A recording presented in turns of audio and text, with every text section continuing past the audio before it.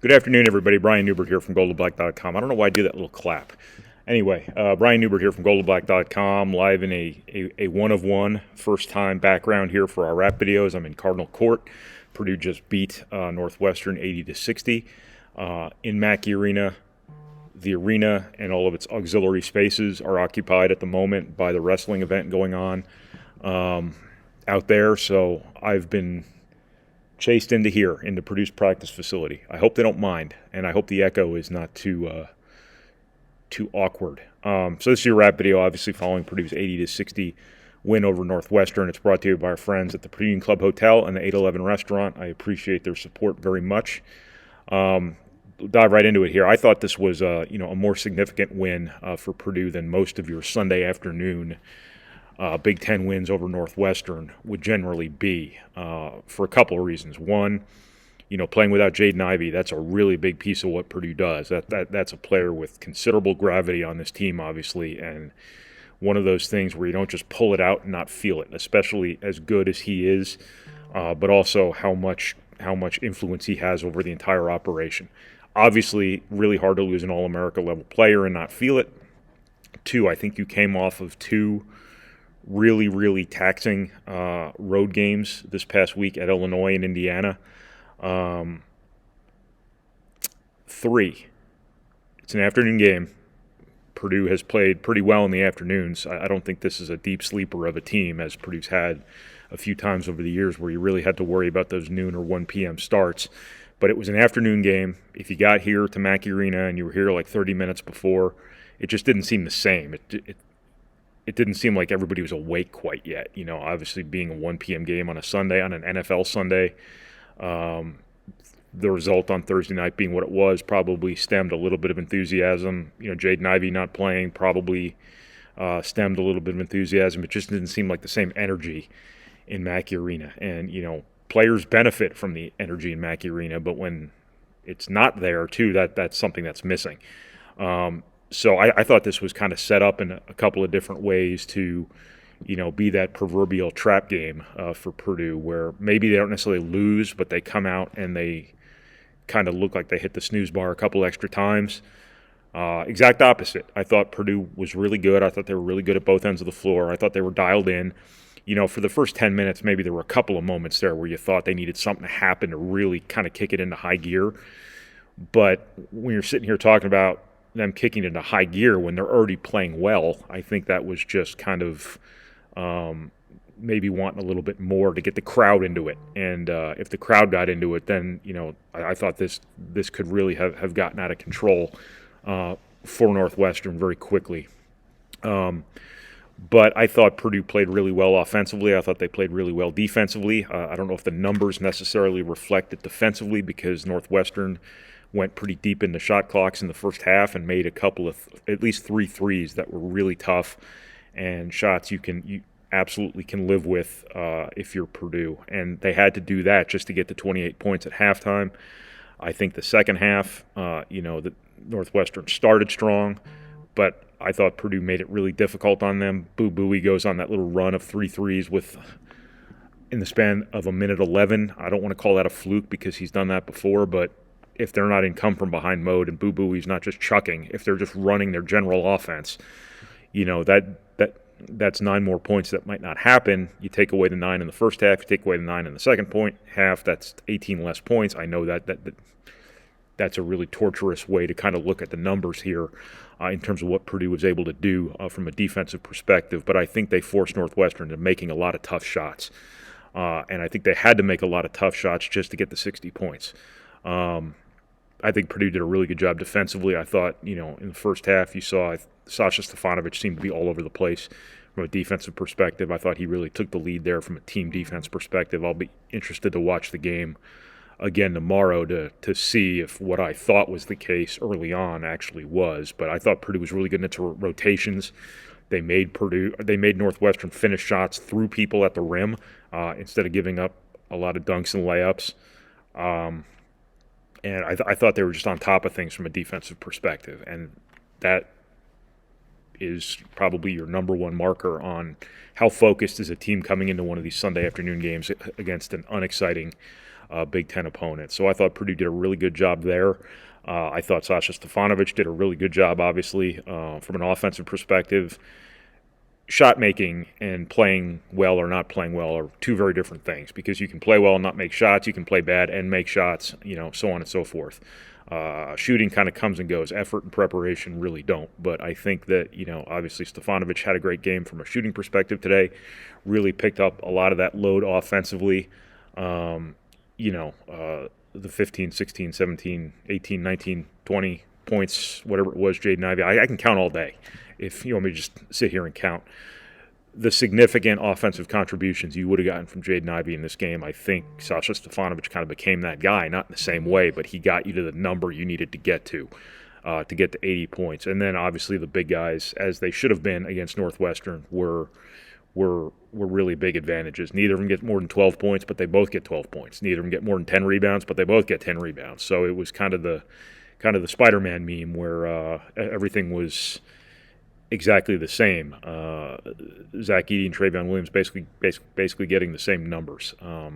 I thought both of those guys were really good on the glass. I thought, on paper, Northwestern's a good offensive rebounding team from a numbers perspective, but I think that's just because they miss so many shots. They get a lot of them. I think their percentage and their totals are very different things. They're a really low percentage shooting team, so I think they get a lot of offensive rebounds just because they miss a lot more shots than other people. But nevertheless, they only get 5 offensive rebounds for the game. I don't think that was an issue. I think Travion Williams had some grown man rebounds with those deals where he throws the one hand back and he's able to grab it with the one hand. What would otherwise be a three-pointer coming hard off the rim and becoming that wandering loose ball that then becomes a 50-50 ball for everybody chasing it,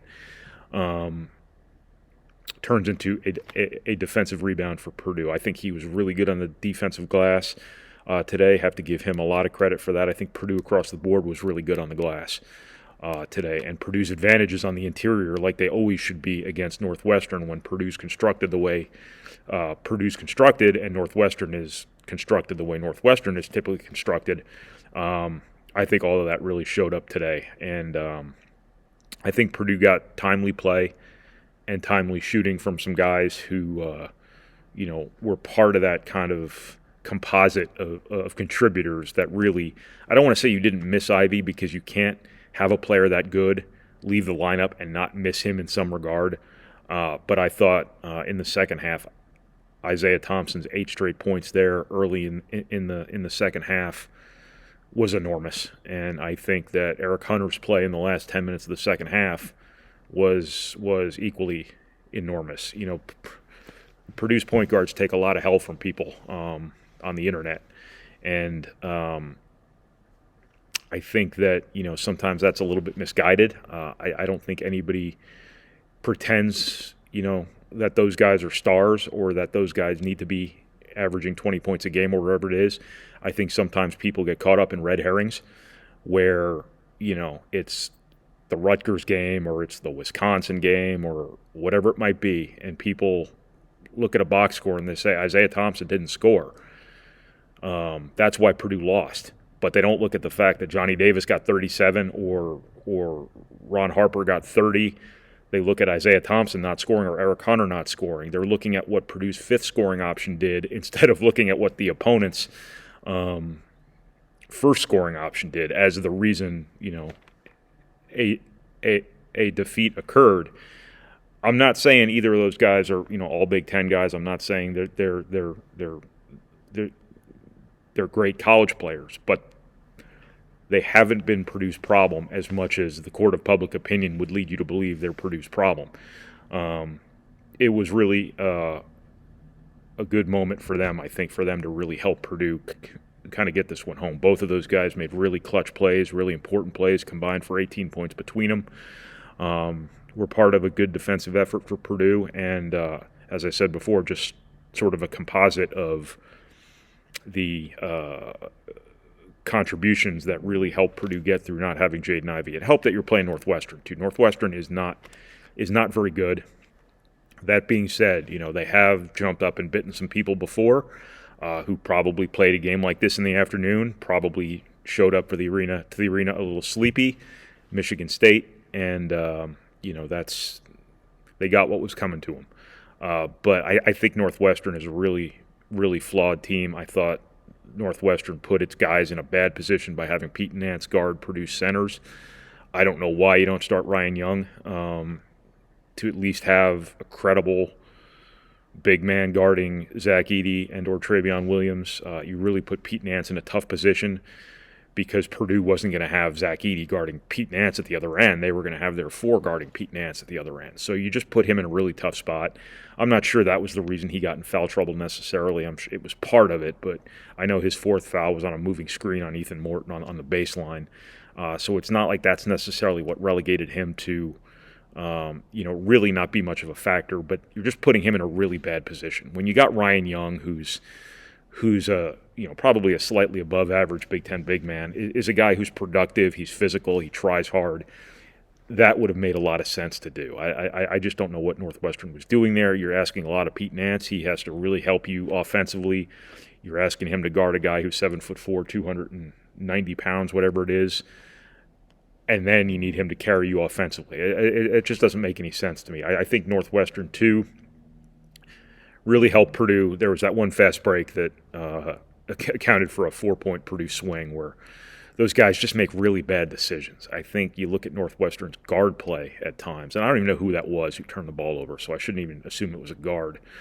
But it was a bad lob, and I've seen Northwestern games before this year where their guards get a little carried away, make bad decisions, look like they've never been coached before in some cases. I know college basketball players are imperfect beings. Expecting perfection from them is never something that's going to be met. But it just seems like it's a pattern from Northwestern where you get close, you do positive things, and then you make a really bad decision. You take a really bad shot. You get completely carried away. And they just don't seem like they're improving in that regard. They had a real opportunity there because I think that, if I recall correctly, that run out would have cut Purdue's lead to 4. And they blew it on a horrible decision trying to throw a lob. Purdue came back the other way, scored again, pushed their lead back to 6 or 8, whatever it was. I can't do the math in my head right now. You know how I am with math. Not good. So I think Northwestern did Purdue a real favor there. Northwestern did make its runs, but Purdue got the plays it needed when it needed them. Purdue got the shots it needed when it needed them. And, for Purdue to be able to do that in a game where you were down one of your pillars, one of the guys you lean on at times when you need somebody to make something happen, the guy who electrifies, Mackey Arena more than anybody in this team, I think was a really positive step for Purdue. Purdue played well defensively. They took care of the basketball. They took care of the glass. They did all the substantive stuff they needed to do, and they made big plays. They made timely plays, and they were just head and shoulders better than Northwestern, as they should have been. I shouldn't say necessarily you expect a 20-point win at home over Northwestern with Jaden Ivey, but I think to win by 20 at home here over Northwestern without Jaden Ivey, I think that is a really big deal. And for Purdue to just have played well and played focused and looked really locked in after a very eventful last week, I think was a really positive step for this team. Now, obviously, nobody's going to judge your season on about what you did on a Sunday afternoon against Northwestern. But I think today's outcome was a lot better than the alternative. And by the alternative, I don't necessarily mean losing. I mean coming out here and just looking listless and kind of eking one out. So I don't really think you could have asked a whole lot more from Purdue today than you ended up getting. So a good day for Purdue. So that's what I got from the cavernous Cardinal Court here attached to Mackey Arena. So thank you to our sponsors, the Premium Club Hotel and the 811 Restaurant. We appreciate your support as always. I will talk to you guys again late Thursday night from Iowa. It's a 9 o'clock tip.